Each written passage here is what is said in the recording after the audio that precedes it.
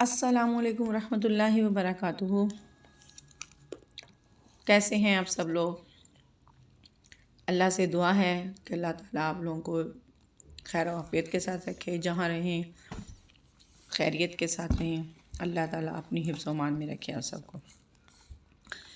آج کا ولاگ شروع کرنے سے پہلے میں آپ سب سے ایک تو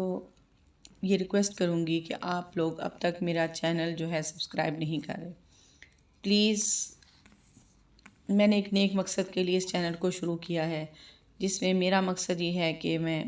پہلے بھی بتا چکی ہوں کہ میں اس سے انشاءاللہ اس کی ہاف جو ہے انکم میں اللہ کی راہ میں، اللہ تعالیٰ کے جو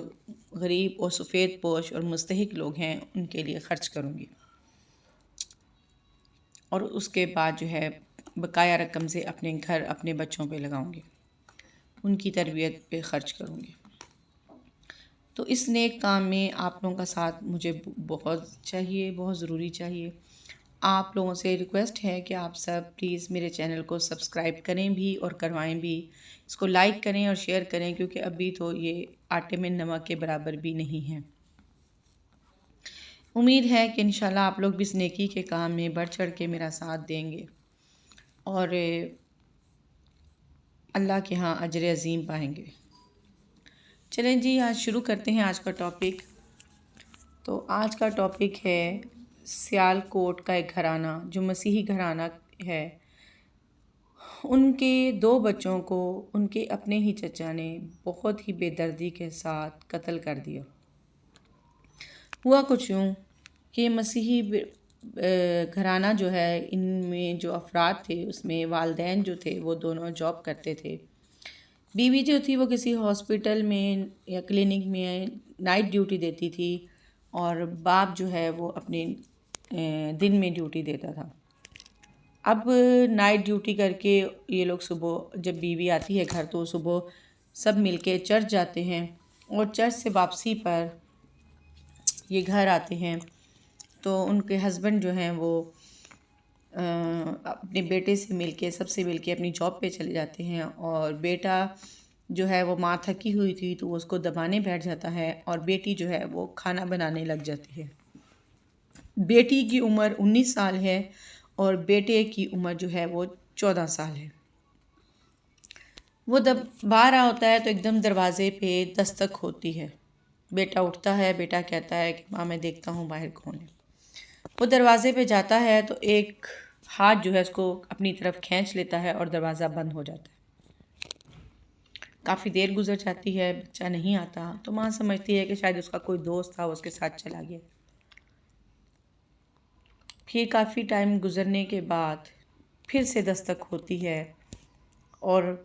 اب کی بار بیٹی کہتی ہے ماں میں دیکھتی ہوں۔ وہ جاتی ہے، کھانا پکا رہی ہوتی ہے، اس کو چھوڑ کے وہ ویسے ہی اٹھتی ہے اور اٹھ کے جا کے دروازہ کھولتی ہے تو وہاں بھی اسے جو ہے کھینچ لیتا ہے اپنی طرف اور دروازہ بند ہو جاتا ہے۔ اب ماں انتظار کر رہی ہے کہ شاید کوئی آئے، ابھی آ جاتی ہے، ابھی آ جاتی ہے، لیکن جب کافی ٹائم گزرنے کے بعد بیٹی بھی واپس نہیں آتی تو اس کو تھوڑی سی پریشانی ہوتی ہے۔ وہ باہر نکل کے دیکھتی ہے، دائیں بائیں دیکھتی ہے، سب طرف اسے اپنے بچے کہیں نظر نہیں آتے تو پریشان ہو جاتی ہے، تو ادھر ڈھونڈنے لگ جاتے ہیں۔ آخر بات پولیس تک پہنچ جاتی ہے۔ پولیس آتی ہے، چھان بین کرتی ہے، چھان بین کرنے کے بعد ادھر ادھر سب کچھ پوچھ کے اپنا پہلے سروے کر کے وہ چلے جاتے ہیں، لیکن بچے کہیں سے نہیں ملتے۔ تو اسی اثنا میں ان کی چھوٹی بیٹی جو ہے وہ کسی کام سے اپنے سامنے والے روم میں جاتی ہے، جو ان کے چچا کا روم تھا، ان کے ابو کے کزن کا، ان کے چچا کا روم تھا۔ یہ ایک ہی گھر میں مختلف کمروں میں مختلف لوگ رہ رہے تھے، ایک ہی فیملی کے، ایک ہی خاندان کے لوگ رہ رہے تھے، جنہوں نے الگ الگ سے کمرے جو ہیں رینٹ پہ لیے ہوئے تھے۔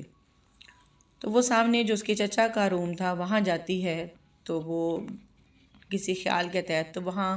سے ایک دم گھبرا کے واپس آتی ہے۔ تو اس کی ماں اسے پوچھتی ہے بیٹا کیا ہوا؟ تو کہتی ہے کہ میں نے سامنے چچا کے گھر میں اپنے بھائی کا جوتا دیکھا، تو اس کا جوتا وہاں پڑا ہوا تھا۔ اب ماں کو بھی فکر ہو جاتی ہے، وہ جا کے اس سے پوچھتی ہے تو کہتے نہیں ادھر تو بچے نہیں آئے، ہم نے تو نہیں دیکھے۔ بہرحال پھر اسی اسنا میں دوبارہ پولیس کو بلایا جاتا ہے، پولیس والے دوبارہ آتے ہیں اور بچی ان کے سامنے اپنا بیان رکھتی ہے کہ میں نے سسٹر کا اپنا جوتا یا برادر کا جس کا بھی جوتا تھا میں نے وہاں اپنے بہن بھائیوں میں سے کسی ایک کا جوتا جو ہے وہاں دیکھا ہے۔ تو پولیس اس گھر کی اس کمرے کی تلاشی لیتی ہے لیکن انہیں کوئی چیز بھی نظر نہیں آتی، اور وہاں جو ان کا چچا ہے وہ بھی انکار کرتا ہے کہ میں نے بچے نہیں دیکھے۔ لیکن کیونکہ کافی ٹائم گزر جاتا ہے تو بچے نہیں نظر آتے، اور جوتا بھی پڑا تھا تو اس وجہ سے تھوڑا سا ان لوگوں کو ڈاؤٹ ہوتا ہے۔ وہ ہر چیز کی تلاشی لیتے ہیں لیکن انہیں کہیں بھی کچھ بھی نہیں ملتا۔ تو اچانک ہی کسی کی نظر جو ہے وہ آٹے کے باکس پہ پڑتی ہے، آٹے کا جو کنستر ہوتا ہے اس پہ پڑتی ہے۔ تو ایسے ہی کھول کے دیکھتے ہیں تو اس میں بیٹے کی کٹی ہوئی لاش جو ہے اس کے اندر پڑی ہوتی ہے۔ بہت ہی بے دردی سے اس کو قتل کیا گیا تھا اور اس کے ٹکڑے کر کر کے اس لاش کو بچے کی اس کنستر میں، آٹے کے کنستر میں جس میں آٹا رکھا جاتا ہے، اس میں بند کر دیا گیا۔ اس لاش نکلنے کے بعد پھر تلاشی ایک دفعہ اور لی جاتی ہے تو دیکھا جاتا ہے کہ دوسرے باکس میں اس کی بہن کو بے دردی سے قتل کر کے اس کے بھی ٹکڑے کر کے رکھ دیا گیا ہے۔ الفاظ ساتھ نہیں دیتے کہ کیسا بے رحم معاشرہ ہے، کیسے بے رحم لوگ ہیں جن کو اتنی بربریت اور اتنا ظلم اور اتنی سفاکی ان کے اندر آ چکی ہے کہ ان کا دل بھی نہیں کانپتے، ان کے ہاتھ بھی نہیں کانپتے۔ یہ کس طرح سے دوسروں کو ذبح کر دیتے ہیں، گاجر مولی کی طرح کاٹ کے رکھ دیتے ہیں۔ ایک مکھی کو مارنا ہو نا، یا ایک جانور کو بھی ہم لوگ مارنے لگے نا تو ہمارے دل کانپ جاتے ہیں۔ تو یہ جیتے جاگتے معصوم بچے جن سے ان کا خون کا رشتہ تھا، جن کا یہ چچا تھا، کیسے اپنے بھتیجی بھتیجے کو اس نے بے دردی سے قتل کیا، بلکہ بھتیجی کو قتل کرنے سے پہلے اس کے ساتھ سفاکانہ عمل کیا، اس کی عزت کی دھجیاں اڑائیں، اس کے بعد اس کو ٹکڑے ٹکڑے کر کے قتل کر دیا۔ پولیس اسے گرفتار کر لیتی ہے اور اس سے جب پوچھ گچھ شروع کرتی ہے تو یہ سامنے بات آتی ہے کہ چونکہ یہ ایک ہی گھر تھا بڑا سا جس میں مختلف کمرے تھے، یہ سب اکٹھے رہتے تھے، ان کا میٹر ایک تھا، ان کے بل اکٹھے آتے تھے اور ان میں اکثر جو تھا بلوں کے معاملے میں تنازع رہتا تھا، جن کی وجہ سے ان لوگوں کی آپس میں بنتی نہیں تھی، اور اس نہ بننے کی وجہ سے انہوں نے یہ جو بلوں کے مسائل تھے ان پہ جو ہے بدلہ لینے کے لیے ان معصوم بچوں کو جو ہے قتل کر دیا۔ اب دیکھیں یہ کیا ہو رہا ہے، کتنا افسوسناک واقعہ ہے کہ ہمارا معاشرہ کہاں جا رہا ہے۔ ہم لوگ پھر سے جا نہیں چکے بلکہ ہو چکے ہیں اسی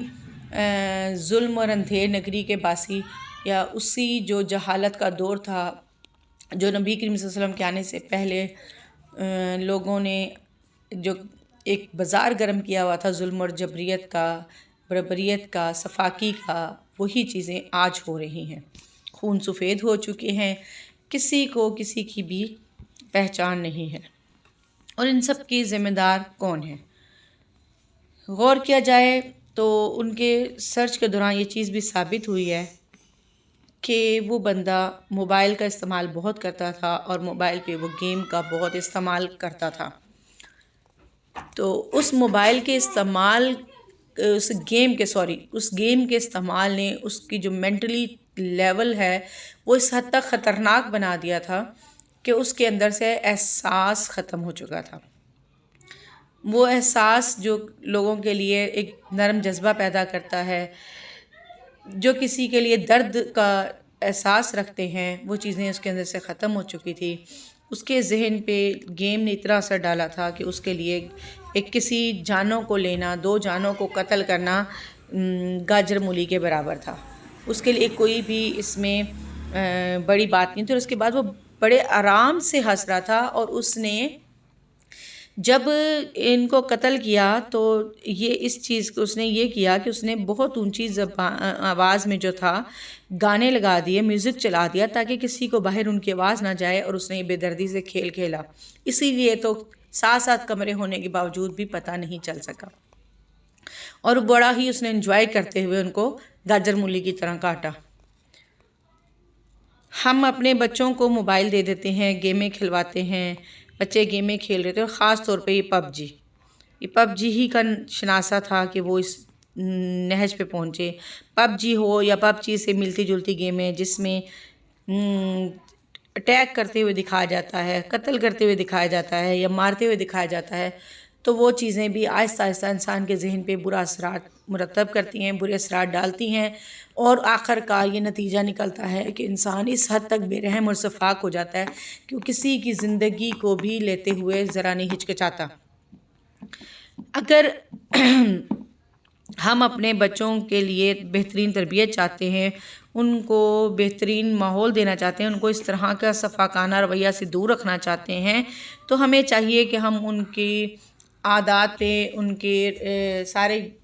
کاموں پہ نظر رکھیں، اور ان کو ایسی گیموں سے دور رکھیں اور ان کو سمجھائیں۔ اس کے بجائے ہم انہیں دین کی باتوں کی طرف لگائیں، ان کو اچھی تربیت دیں، ان کو دین کی طرف جوڑیں، قرآن کا ترجمہ پڑھوائیں، قرآن کی سمجھ بوجھ دیں۔ نماز اگر وہ پڑھتے ہیں تو نماز میں بھی ان کو نماز کا ترجمہ سکھائیں، تاکہ انہیں پتہ ہو کہ جو ہم نماز پڑھیں، کیونکہ عربی ہماری زبان نہیں ہے تو بچوں کو پتہ نہیں چلتا، رٹے رٹائے جملے بول دیتے ہیں۔ تو ضروری ہے کہ اگر آپ بچے کو نماز پڑھوا رہے ہیں تو آپ بچے کو اس کا ترجمہ بھی ساتھ سمجھائیں، تاکہ وہ پتہ چلے کہ نماز میں ہم جو ہے ترجمہ ہمیں نماز میں کیا کہا جا رہا ہے، بلکہ بچے کو سمجھایا کہا جائے کہ جب ہم نماز کے لیے کھڑے ہوتے ہیں تو یہ اللہ کا اور ہمارا کلام ہوتا ہے، ہم اللہ سے کلام ہو رہے ہوتے ہیں، ہم اللہ سے سوال کر رہے ہوتے ہیں، اللہ ہمیں اس کے جواب دے رہا ہوتا ہے، نماز کے اندر ہی ساری باتیں ہیں۔ جب انسان اللہ سے جوڑے گا بچوں کو تو انشاءاللہ بچوں کے اندر سے یہ چیزیں ختم ہو جائیں گی۔ یہ صرف ایک مسیح گھرانے کا مسئلہ نہیں ہے، یہ ہم مسلمان گھرانوں میں بھی ایسے بہت سے واقعات سامنے آ رہے ہیں، جس کی وجہ سے یہ بہت ضروری ہو گیا ہے کہ ہم اپنے بچوں کو دنیا کے ساتھ ساتھ دین کی طاقت سے ضرور جوڑیں، دین کا نالج دیں، قرآن سے جوڑیں، اور قرآن کی صرف رٹے رٹائے جملے نہیں بلکہ اس کے ترجمہ اور تفسیر کی طرف لائیں، ان کو سمجھائیں، تاکہ انہیں پتہ ہو کہ ان کا قرآن کیا کہہ رہا ہے، ان کے اللہ نے ان کے لیے کیا احکامات رکھے ہیں، اور ان کا مذہب جو ہے ان کے لیے کیا کہتا ہے۔ کتنے ہی واقعات اس پب جی سے جڑے ہوئے ہیں، آئے دن سنے ہیں، بہت سے واقعات شاید آپ کی نظروں سے بھی گزرے ہیں، میری نظروں سے بھی گزرے ہیں،